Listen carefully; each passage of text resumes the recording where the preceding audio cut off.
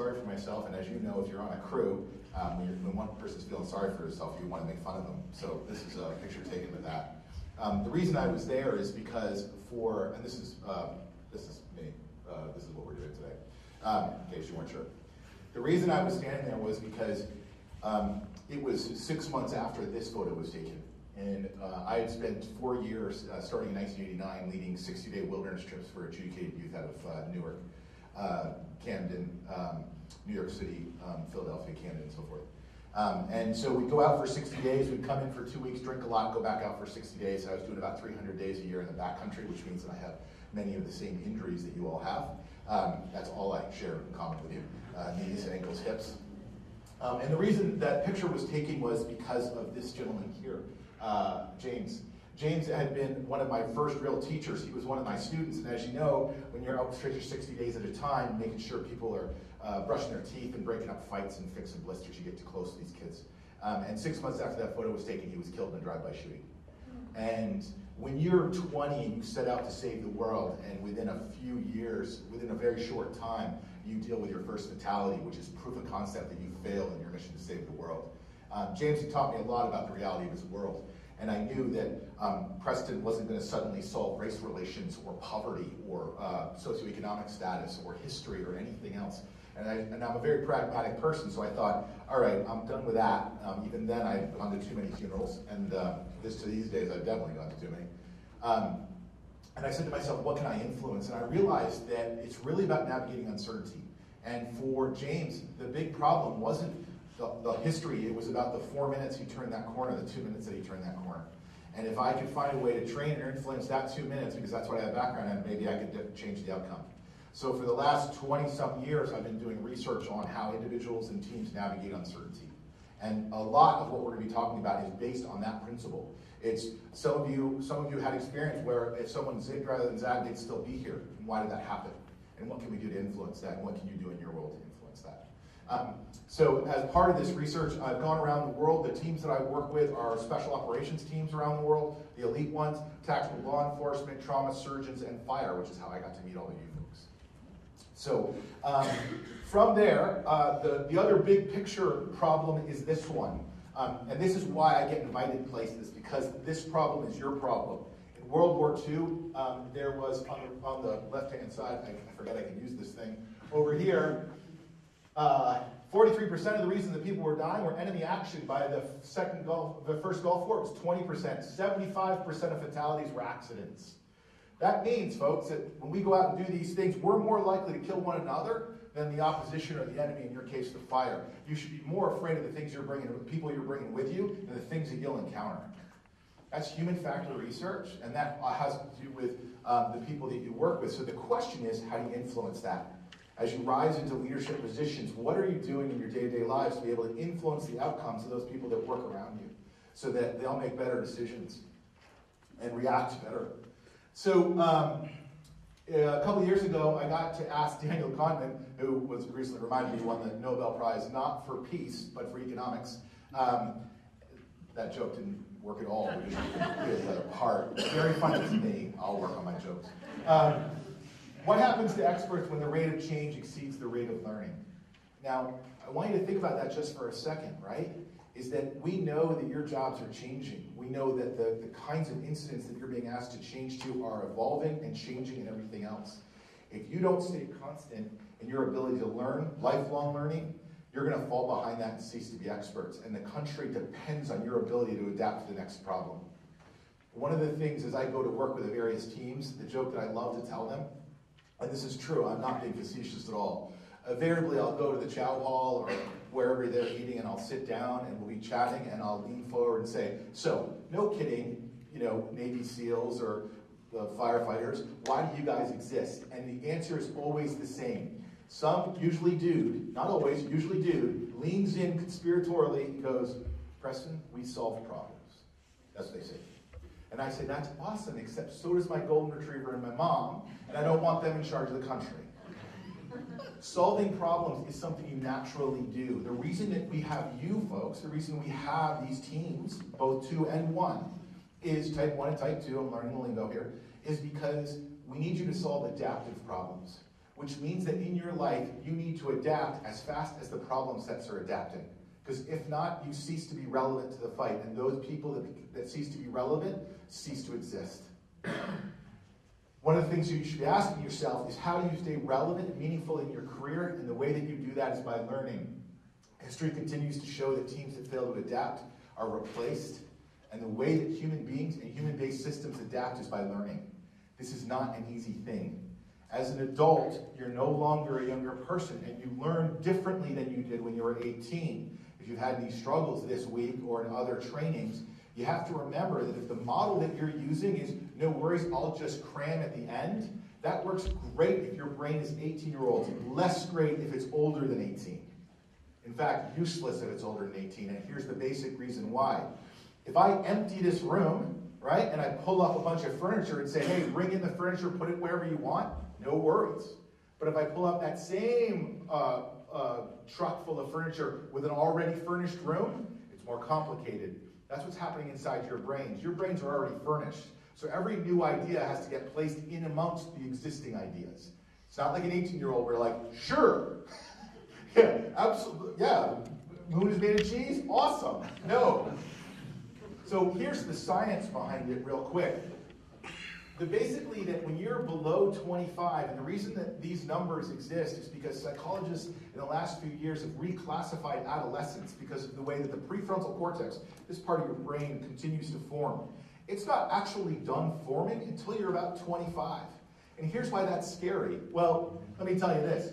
The reason that militaries around the world recruit people around 18 is because this is not yet done forming. That's actually really good if you want a bunch of idiots to charge a hill, right? Because they're like, they won't spend a lot of time going, but, right? If the 25-year-olds go, you want us to do what now? Like, I don't think that's a good idea. And that's the difference. It's just physiologically what your brains are doing. An 18-year-old is okay with just knowing. Older adults need to understand. What are you saying? Why is it meaningful to me? You're externally motivated as a kid. If your teacher tells you to do something, you do it. As an adult, if I tell you to do something, you tell me to have a nice day, unless it's relevant to your life experience. If it is, if it's internally motivated, if I'm co-constructing, if I'm paying respect to your experience, then you'll engage with me. If I don't pay respect to your experience, you won't. And I want you to think about that with your colleagues, your older colleagues. If you're not demonstrating respect for their past experiences, they're probably not listening to you, even if you give a great speech. The other thing you'll hear me say again and again in this talk is, people don't listen, they watch. And so how you behave, regardless of what you say, how you behave is how your subordinates and partners will behave. That's the standard you're setting. You can give great speeches, but the truth is what you're getting judged on is whether or not you open the door, whether or not you get the chair, whether or not you offer to get coffee. That's the real life stuff that actually all of us do. And if you're not doing that stuff well, the other stuff won't matter because it's expected you're going to run into the fire after the kids. That's sort of the job. It's the other stuff that's not required that's so important. Learner self-evaluates, instructors evaluates learning. I can test you, and I'm not talking about the sim or that stuff because that's status, that's a change in status. But in terms of your learning, you're evaluating whether or not you've succeeded or not. That's not true for 16-year-olds or 18-year-olds. You know what you don't know. 18-year-olds don't. They just don't know anything. And then it has to be relevant to your life experience. Here's my point. Your brain is made up of, let's say, a lot of pipes, right? The neural architecture. And as you're getting older, what's happening is you're born with a whole cluster of neurons. And as you get older, the ones you don't use, just like your muscles, get pruned away. That's actually what they call it, pruning. And get pruned away. But as lifelong learners, you have to understand that there are no more degrees or finish lines. There's no more like, if I get this check, I'm done. That's behind us. If you want to be relevant in your career, it means you have to be a lifelong learner. And just like if you want to be a lifelong runner, you have to run, right? Me learning how to do a marathon in a week isn't going to work out for anyone. That's true for ballet and opera singing. It won't work out, I'm telling you now. It's going to take more than a week, if ever. And the truth is the same with lifelong learning. You have to be engaging if you want to be successful and have neuroplasticity, the ability to adapt to new problems. You have to be forcing yourself to be learning every day to build up those muscles. And that's a choice that you're making. And it's a choice you're not making or you are making, no one else. Experience matters, but as leaders we must find a way to make the tacit explicit. And this is a big part of this course. Tacit knowledge is the knowledge of that you guys know amongst each other, you men and women know amongst yourselves. So there's a language to fire, just like there's a language to special forces and a language to trauma. And I don't understand that language. But I bet you on a crew, you can turn and say, hey, what do we think of Bob? Bob's a jerk. And everybody will know, oh yeah, I get that. And you'll know what you mean by jerk. Except as an outsider, I don't know what you mean by jerk. So I'll say, well, do you mean that he lacks situational awareness or can't anticipate future events or what? He's just a jerk. Okay, great, not helpful. So what I'm saying is that part of your responsibility as a leader is to develop the more nuanced language, to take your intense, amazing, tacit experience and make it explicit to the people around you so you can articulate what you mean. A big part of your job moving forward is to be able to articulate what you actually mean, not just go, shut up and do better. It's not helpful. You need to be more specific. And part of this course is about giving you a language to be more specific. There's a difference between education and learning. Education is what I'm doing. I'm giving you a bunch of information. Learning is what you're doing. You're absorbing that information. What we need to be really careful about, though, is the misalignment between those two things. Because as Mark Twain says, if a cat sits in a hot stove, right, they may not just decide they don't like hot stoves, but don't like kitchens.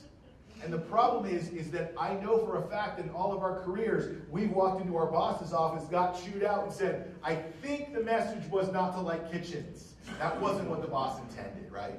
And so you come back the next day in a scuba outfit because that's what you interpreted the event. Wasn't at all the case. And I bet you that's probably happened to one of your subordinates. Like, what don't they get? Well, they can't read minds, and they can't understand the gibberish that's coming out of your mouth. So you got to be more specific when you're giving feedback in order for them to hear and influence their own behavior. And that's what this is. So, to engage in this particular day, I'm going to ask a couple of things of you. One is this. The phrase Shoshin means beginner's mind. In the beginner's mind, there are many possibilities. In the expert's mind, there are few. If you're sitting there with your arms crossed saying, I can't wait till this professor's out of the room because he doesn't know my world, he's an idiot, you're right. It's your life. If I'm an idiot to you, I will remain an idiot to you. If you remember that I come and go as I please, and you have this moment in your life to think about some things you might not otherwise think about, I challenge you to consider it. Consider a new way of thinking. And as I say to the special operations world, you'll get frustrated with me sometimes, learning French does not make you French. All right? Learning a different language to describe things doesn't change your belief system. It just gives you more tools to describe the work that you already do and do well. The premise of this whole talk is that all the experience that you need, you have. That's not the problem. It's expressing that experience in meaningful ways that other people will understand. So this is the I'm gonna get a drink of coffee here.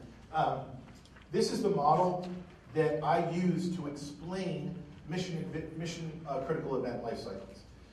The easiest way for you to understand how I think about it is to give you this example. When I work with special operations, imagine that there's a door here, a threshold. On the other side of that door is something bad. Mostly, we're 90% sure something bad is on the other side of that door. So what I've done is I've got 4 very dangerous people, well-armed and well-trained, and we've lined up on this door. We have to cross that threshold into the other side. And the whole thing is going to get resolved in about 4 minutes or less. In the FDNY, the average fire is under control in 9 minutes or less. For special operations, they clear a house in under 60 seconds. This is the time frames that a lot of these things are happening. And so a lot of things have to go into how do you both execute on that, and then afterwards, how do you make meaning of it? Because our ability to remember those experiences are really diminished due simply to our neuroarchitecture. So basically, I'm going to tell you a story now, and I'm going to walk you through this whole process. So you'll see it again, but I'm going to break it down in detail and tell you a story. This story is in your materials, so if you want to come back and look at it later, you're welcome to. So the first thing you need to understand is that a few years ago, like 100 years ago, I was a safety officer down in a Marine Center down in the Florida Keys, Big Pine Key. You have to picture me much younger with hair and a 6-pack and very attractive. So if you could picture that, that would be awesome. And so I'm down in the Florida Keys, and my job is to do open ocean rescue, dive rescue. I was a wilderness EMT and did search and rescue both terrestrial and offshore. It was a civilian job. We had about 100 vessels. We had scientists from around the world, and then we had a bunch of students.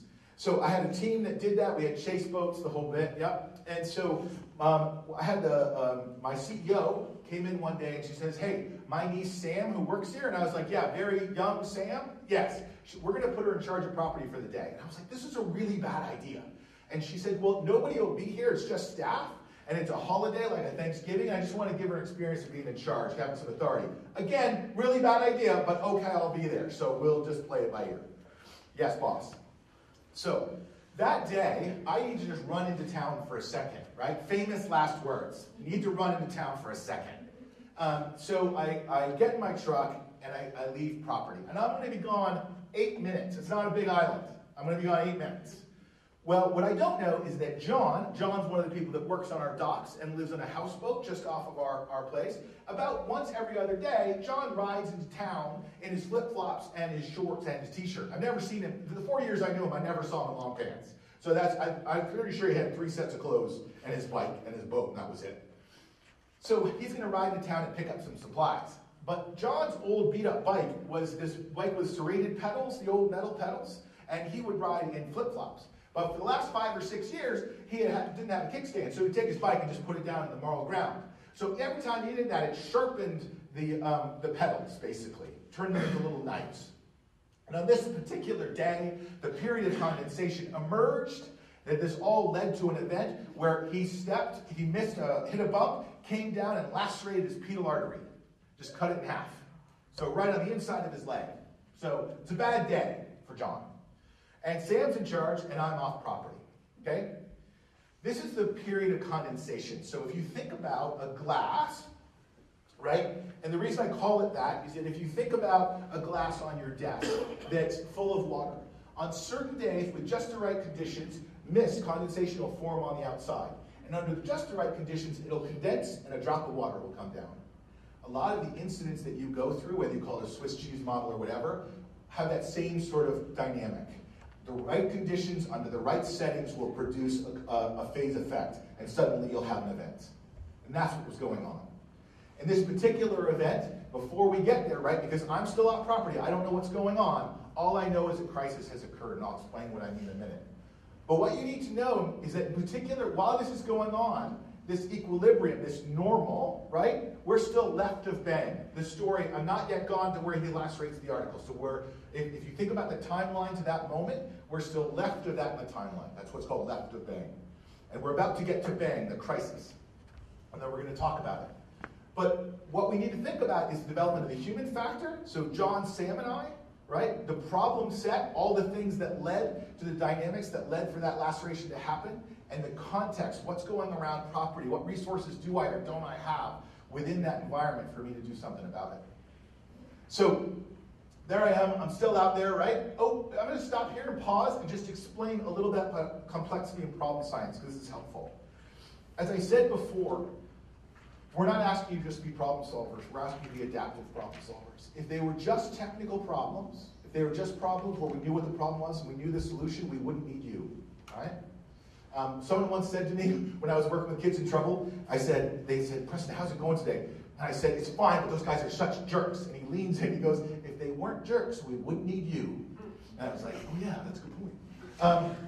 So the problem set, they're emergent, meaning that you can't predict them. So a lot of teams now are having to embrace both contingency planning and capacity building.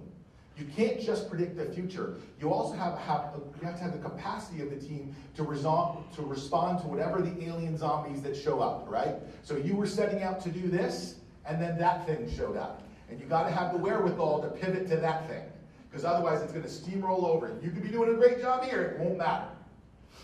Secondly, they're complex, they're interdependent. And where you see the interdependent part is the politics stuff or the social stuff, right? You're having to walk in, you're flying into a situation that's evolving and accept that your ex-boyfriend is over there and this person you got into a fight when you were 20 and this person is your cousin's best friend and this person you owe $5 to. And all of that plays into your ability to do a job. And that may not do anything to the problem, but if you don't solve all that, you're not getting anywhere. And so they're interdependent. All of these human factors, social problems, the ecosystem's interdependent. And you have to own the whole problem.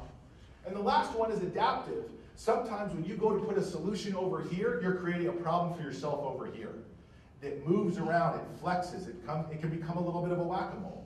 And so knowing that, and knowing that might happen, arms you to sort of take care of things. I also just want to introduce you to the different way that some researchers, in this case Heifetz, thinks about problem sets. There's a technical problem, and that's where you have a broken bike, like the chain's broken. Well, okay, you know what it is. You know how to fix it, you can do it yourself.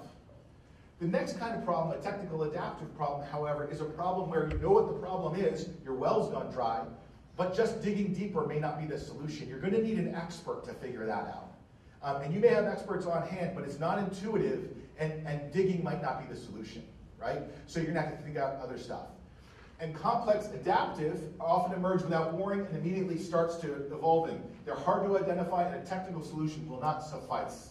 Later, Colin Bucks is going to tell us a story about the Ebola virus. That's an example of complex adaptives. Big fires, just so you understand my ignorance of some of your world. When I arrived here a couple of days ago, and I would think about wildland fire, I always thought in the paradigm of urban fires, or what I knew, FDNY or San Diego fire. I thought it was just a bigger house fire. But it's not. It's like a natural disaster. It's more like a hurricane. It's more like a tornado. And it wasn't until then it really clicked in my head like, oh, got it. And that's what makes it a complex adaptive problem. It's bigger, it has more dynamics, and there's more variables in play. It's not contained in the same way.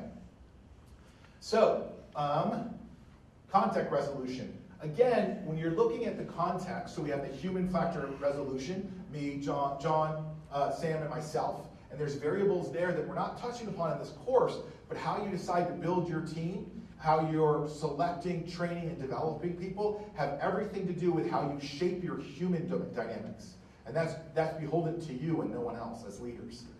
Then we have the problem set, how that's evolving, all the different parts that are coming into play, right? And now we're talking about the context. So how big is it? What's the spatial environment? Is it a house fire or is it a forest? And that's very different, and it's very different depending on who you're talking to. Because you'll be on the radio talking to a lot of people, and if conceptually they don't understand the spatial environment that you're in, they're going to misunderstand what you're asking them. So being able to communicate that matters. Secondly, the temporal environment. The temporal environment is important to take a minute to explain the neuroscience of this. If Rowdy, I'm going to use Rowdy again here. If Rowdy is my boss up in a safe space, drinking his cup of coffee, right? Someone just handed it to him, he's got his feet on his chair, and he's thinking about what the budget is or the strategy for the next year. He's in what's called the prefrontal cortex. He's up here, and he's doing what's called top-down thinking. This part of the brain down. His needs are met, and he's thinking, and he can think expansively, but he's thinking in a time frame of weeks and months. If you are over here calling in by radio covered in someone else's blood and you're thinking in seconds, you're back in your limbic system. You're using your training and you're calling for help. And you're doing what's called bottom-up thinking. You're in a very different reality. You're in a very different temporal zone, time zone than he's in. And unless you communicate to them, to each other what's going on, you'll misalign that. And conversations won't get aligned. That's an important conversation to have, especially when you're not eye to eye. And lastly, system dynamics. We've all been in situations where, like we said before with the politics, where you're setting out to do one thing, fight a fire, but there's a lot of other variables in play, money, politics, feelings, all sorts of things that are going to affect your ability to do that you need to get a handle on. Knowing what those are matter. So, going back to our story. So I'm out there getting my supplies, whatever they are, movies to rent or whatever. This is back when you did that. A crisis is occurring. I don't know it yet.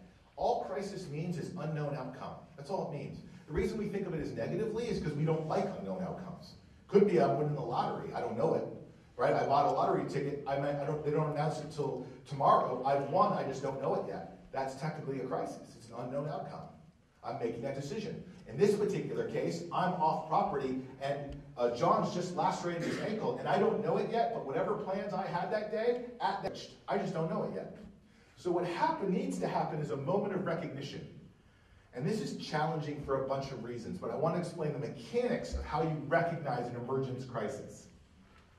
So there are two ways that you do it, precognitively and cognitively, and I'll explain it this way. You know the equalizers on your stereo, you know those things that would go like this? I never know how they worked, but supposedly they do certain things, and you can see certain things, and I just thought they were colorful lights. But anyway, they're all doing this, right?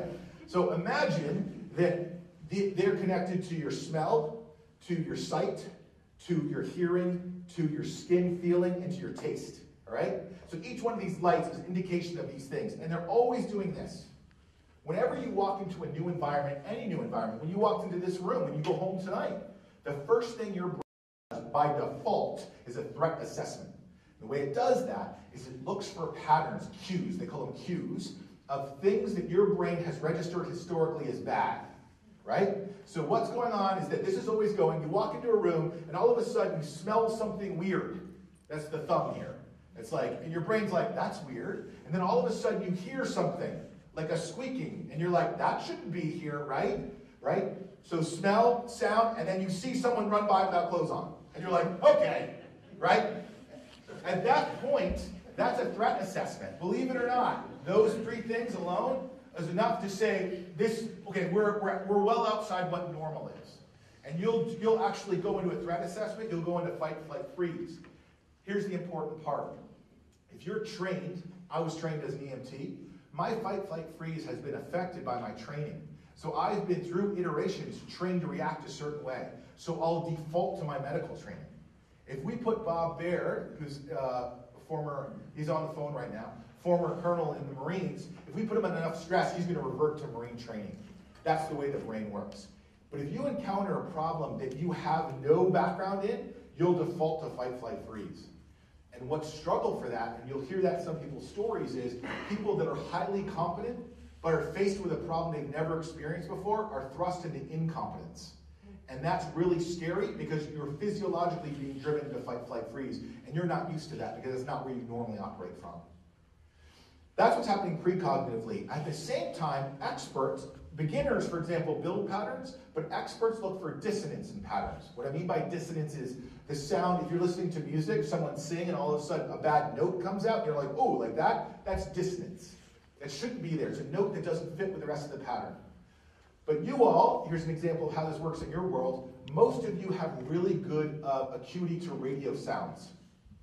You know what normal radio chatter should sound like. And you're very keen on when it doesn't sound that way. When the tone is off, when the volume is off, when the words are off. We've all probably had that experience where we're talking to an experienced person who's talking to you but also listening to radio. You're having this conversation, all of a sudden they totally tune you out and point themselves towards the radio and reach for the thing. Not because anyone yelled for help, but because something in that pattern shouldn't be there. And it might just be somebody going, could be that, right? And that's enough that an expert will go, that's a break in the pattern, I'm just going to follow up on that. And experts know to look for dissonance in patterns. So when I get out of the car, when I come back and get out of the car, I get out of my car, I walk onto the property, and there's bloody footprints heading towards my first aid station. That's sort of a blinking, blazing light, but clearly that's not supposed to be there, right? And that's an indication that things are bad. The other thing that's weird that's registering is there's no one around, right? So what's going on in my head is there's no one around, bloody footprints going to where the only person around is Sam. And I'm like, oh God. So I start moving to the first aid room. Now, once I get there, right, I'm going to drop into what's called an immersion event. And we've all been there. If you've ever responded to a crisis, it feels like jumping into a pool. You can't suddenly press pause or say, you know what, I'm going to go get coffee first. It doesn't work out that way. Once you're there, you're in it. And you're in a different temporal time zone and space and reality than other people. They won't understand it if they weren't there. It's different. And so I open the door, right? I'm like, I got my little bag. I open the door, and here's what I see. John looking embarrassed, but pale white, and a floor about a third of the covered with his blood, and Sam yelling at the phone. Phone! Right? Because with no experience, she's seeing this, and she just wants the phone to work, and she's forgotten how to use the phone. Because that's what happens. The amygdala, in a fight, flight, freeze situation, can't do abstract thinking. What we used to train our young medics on is, if you come on the scene, if you're brand new and you're working with me, I trained you, I literally make you do this over and over again, it became a habit. I would say, when we get there, I'm going to point to you and yell time. And my argument was, I need to know when we start. That wasn't the case. The amygdala can't do abstract thinking. So what will happen is, the new kid will come on, blood, guts, like, oh my gosh, I'll see the eyes go wide, and I'll yell time. And they're more afraid of me than that, right? So they'll go, okay, and they'll go, watch. Because that's all that part of the brain knows. They can't, it's like, watch. And I was like, yes, what time? Watch. And it will take them a second to be like, 2:15, great, go get the kid, okay. And then once you get a momentum, they're okay. But the problem is the amygdala can't do abstract thinking. And so a lot of times when people are stuck there, like trying to be like, boom, that's what's happening. So, as I mentioned before, I'm trained, right? So I've crossed the event horizon threshold. I've had a moment of recognition. I've recognized we have a real problem. I recognized initially that something was wrong. Now I recognize what the problem actually is. Okay? So I've crossed the event horizon threshold. I'm now in the middle of it, and I have a moment of reaction. Like I said before, I'm trained as a medic, or as an EMT, excuse me. Some medics actually get upset by that. Like I'm a professor, but I'm not really a professor. The actual real professor, people get sensitive about this stuff. So what I meant to do was, what my training would do is grab the gauze, right? Spin to the open wound, clamp, put pressure, elevate, right? You're all with me here. That's my training. That's what it will do. However, what's happening with a person who has experience is what's called a cortical authority threshold. And basically what that is that what I know I need to do, what I've been educated to do, is that I need to move from reaction to response. It's not just enough to fix that problem. I have to own the whole problem, including Sam, including getting help, including some other things. My gut just wants to stop the bleeding. That's my reaction. But my response needs to be to own the whole problem. So this cortical authority is the ability for you to take control over that part of your brain that just wants to react and crank it physically forward so you can widen out and go, what's the bigger problem here? And the bigger problem is, I'm not going to be able to coach Sam through how to use a phone, right? That ship has sailed. So what I need to do is get Sam out of the way and stop the bleeding at the same time. So I pause, I'm literally grab gauze, move to wound, move back to Sam, grab Sam, not unkindly, put gauze in, then yank her over, slap her hand and gauze onto the wound, right? Grab her chin, hold! And she's like, hold! And I went back to the phone and I called for help, right? And the reason that matters is because some folks will think that by reacting, they're getting the job done. And your job as leaders is to go beyond that, to first react and then move to response. But that takes practice to get that cortical authority threshold met. So, we got the bleeding stopped. My friends arrive with all their cool gear and their uniforms and their badges. I'm so happy to see them. And they walk in the door and they're like, we got this. And for the first time, I can take a deep breath. That moment of stabilization. And that's really, really feels like that. It's a period where you really feel like you cross the surface horizon, and come back up for air out of the immersion event. We've all had that experience like, okay, I'm not going to die, I'm not going to kill everybody in the process. Or worse, they're all going to die and I'm going to be alive to explain why I killed them all. Right? So that process of getting to the surface again, taking a deep breath. And then lastly, the moment of recovery, where we do the after-action review, or every team has some version of this. But how do we collectively make meaning of that experience that just happened? And there's a couple reasons why together makes sense. It's not about making everybody feel better. That's been a big confusion over the last 10 years. Like, we need to do PTSD, or we need to do after-action reviews because we want to make sure everybody feels good about our lessons learned. The truth is that when you're in that immersion event, this part of the brain not only can't do abstract thinking, it can't remember. And so your memories of what happened are suspect at best. And so collectively, you actually have to make meaning together of what actually happened. What did we actually go through? And you should not trust your own voice, and you should certainly not trust your own critique of yourself, because it's probably false. So after that, there's a closure threshold. And that's where the team officially say the story is over. Some people have some confusion over this, and I want to clarify what this means. There are going to be some stories and events that tag you, no question. If you're in this business for any period of time, we've all had that experience where one hangs on. Either you didn't do your best work, or somebody died, or it's just sad and tragic, and that hurts, and it lingers. And as a leader, what is helpful to help these people that have these experiences or help us manage this is to be able to say, hey folks, we're going to go ahead and do our after-action review. Everybody's going to have their say. We're going to talk about it. And I, as a leader, am going to bring closure to this event. I'm going to say it's over. I'm not going to bring it up again. Right? We've learned what we've learned. We're putting it behind us. We're moving forward. That allows us to do a couple of things. People that are feeling guilty or scared or afraid of the repercussions can take a deep breath and say, okay, it's behind me. I can now live my life again. But the people who are unable to let it go, the people that are still mad at one another, those people will rise to the surface. They'll suddenly become really obvious. And then you as the leader can say, folks, I thought we let that go, but we're still talking about what's going on. I'm fine. Clearly you're not, so let's talk about it. Right? Or the person who says, hey, can I just chat with you because I'm not done with it? Great. We need to know that too. But you as a leader have to have the ability to set the rhythms of the teams. And as the tribal leaders, and there's some truth to this, you have to tell people what we're caring about. Right? And if we're saying that's over, that's over. The new normal. The new normal is really important, and I want to express it this way. Whenever we go through something really important, something that's really impacted us and knocked us way down, and I want to talk about, introduce you some terms that will help with this concept. I often talk about robustness, resilience, and adaptability. Robustness is the ability to take the hit and not fall down. We often make the mistake of confusing that with strength. It's not. Sometimes the right answer is to take the hit and fall down because that's the smart thing to do. That's called resilience. Resilience is taking the hit, falling down, and getting right back up. The better thing to do is what's called adaptability. Get out of the freaking way, right? Let the thing go by. You don't have to catch everything that's thrown at you. And so this notion of how we're building within our teams robustness, resilience, adaptability. This is important. And when we talk about the new normal, there are folks that want to, because they've been so shattered or shocked by an event, they want to go back to the old way. I just want to go back to the way things were normal again.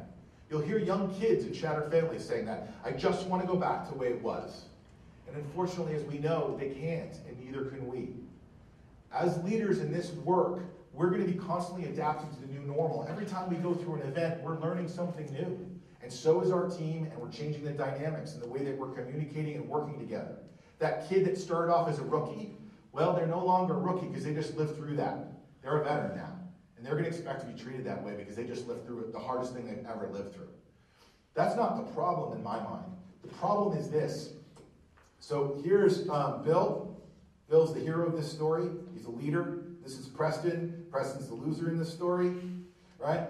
And Bill and Preston are going to take a walk 60 miles, right? 60 miles. And what we've decided is that we're going to take a bearing of 180 degrees because that's the mission of our organization. That's the task that we have set out in front of us. And this is what we're going to do. We're going to march 180 degrees for 60 miles.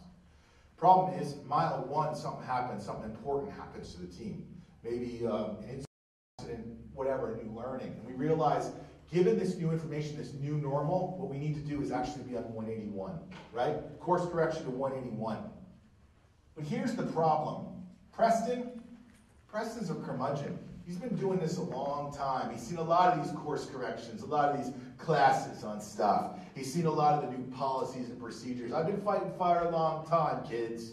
I've been on 180 for 20 years. It served me just fine. So put the wet stuff on the red stuff and call it a day, right? I don't need to go to your 181. I'm going to stay just fine and you won't notice. But here's the problem in today's rapidly changing world, right? The rate of change problem. It's the 9/11 problem. The world no longer looks like it did. And if you as leaders can't adapt, it looks like this. Because as we're moving along, the slope of that change is such that the first 10 miles, Bill looks over and I look pretty close. I look like I'm still on 180. But by the time we get to the next incident at 60 miles out, we're 1 mile apart.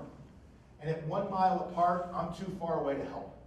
Culturally, emotionally, physically, whatever it is. And the problem is, folks, is that new people, young people, they kill themselves, but leaders kill everybody.